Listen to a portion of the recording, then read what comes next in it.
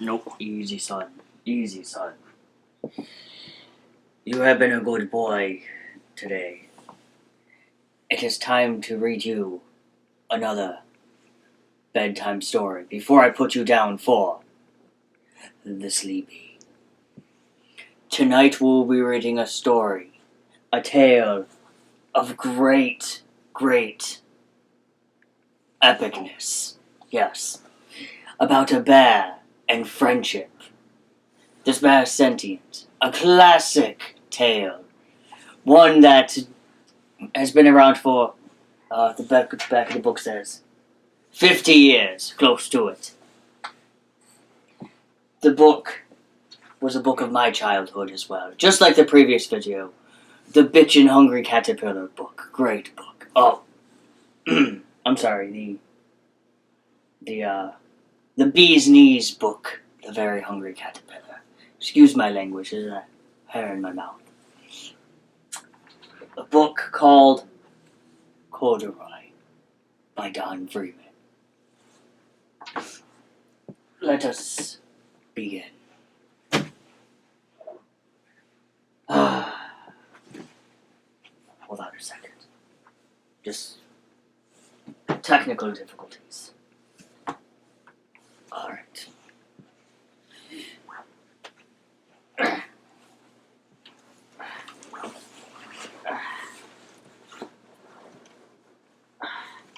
Yes. Then, Corduroy.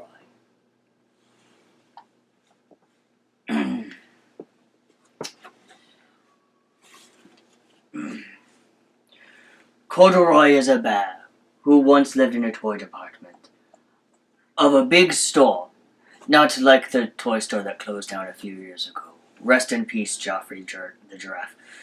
We will always be a Toys R Us kid. And it's sad to say that you will not be a Toys R Us kid. Day after day, he waited with all the other animals and dolls for somebody to come along and take him home. Just like me when I was a baby. The store was always filled with shoppers buying all sorts of things, but no one ever seemed to want a small bear in green overalls. That's racist. Then one morning, a little girl stopped and looked straight into Corduroy's bright eyes. "Oh, Mommy," she said, "look, there's a very bear I've always wanted." "It was. We don't know who you are."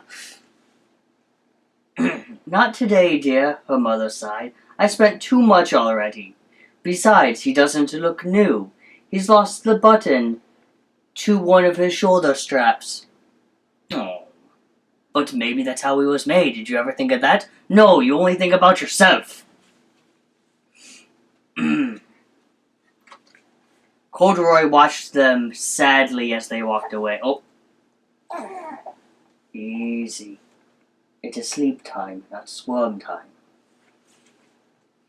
"I didn't know I lost a button," he said to himself. "Tonight I'll go and see if I can find it."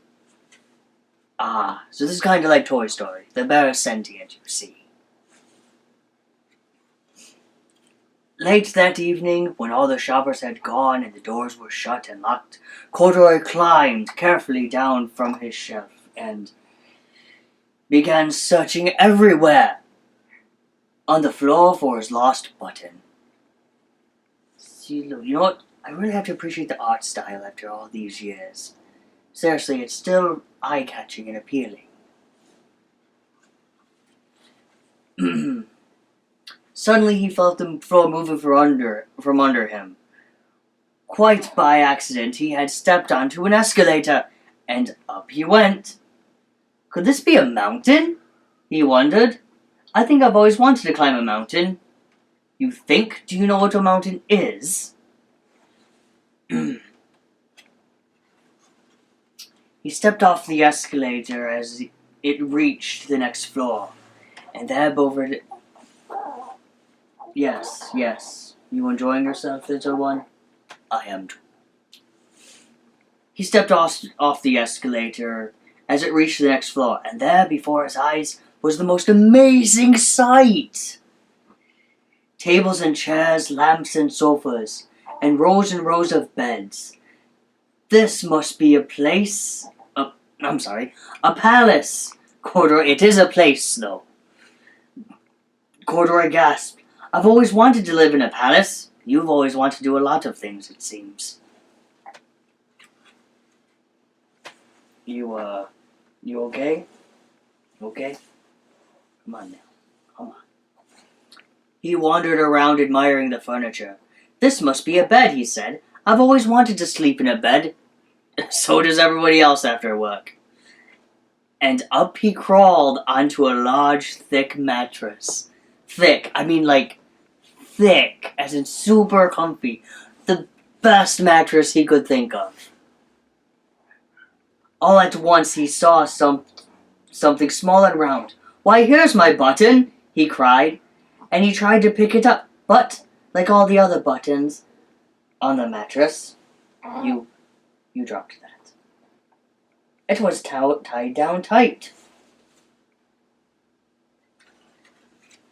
He yanked and pulled with both paws until, pop, off came the button. And off the mattress Corduroy toppled. Bang! Into a tall floor lamp. Over it fell with a crash. And when the store employees returned the morning, they assumed the mall was haunted, so they called paranormal investigators. Corduroy didn't know. Oh, here it comes. Corduroy didn't know it, but there was someone else awake in the store. The night watchman was going his rounds on the floor above. Son, your hand is not for eating. Your hand is for grabbing things and, all that stuff. But there was someone else awake on the floor. The night watchman was going his rounds on the floor above. When he heard the crash, he came dashing down the escalator. Sorry, there's hair getting into my mouth. Now who in the world did that? He exclaimed. Somebody must be hiding around here, or ghosts.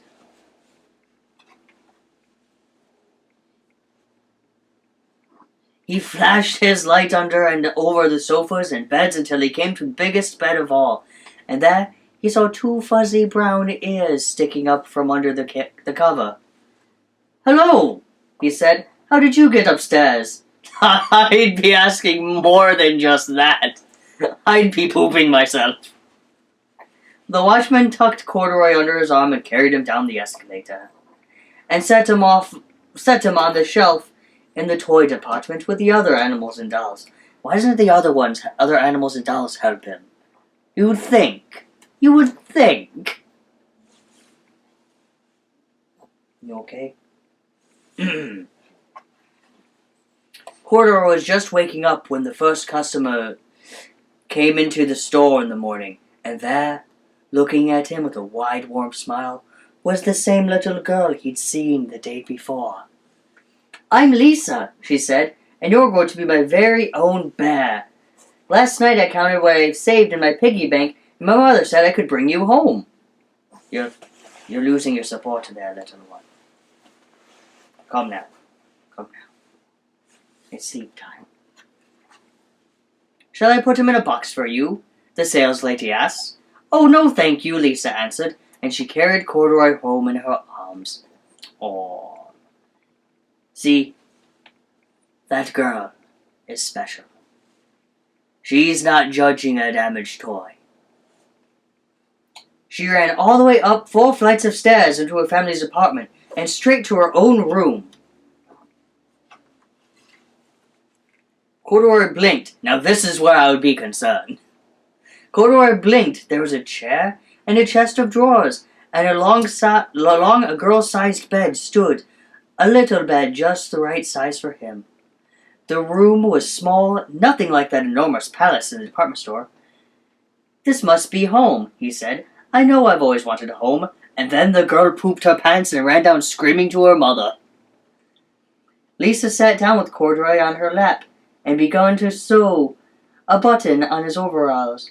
I like you the way you are, he said, but you'll be more comfortable with your shoulder strap fastened.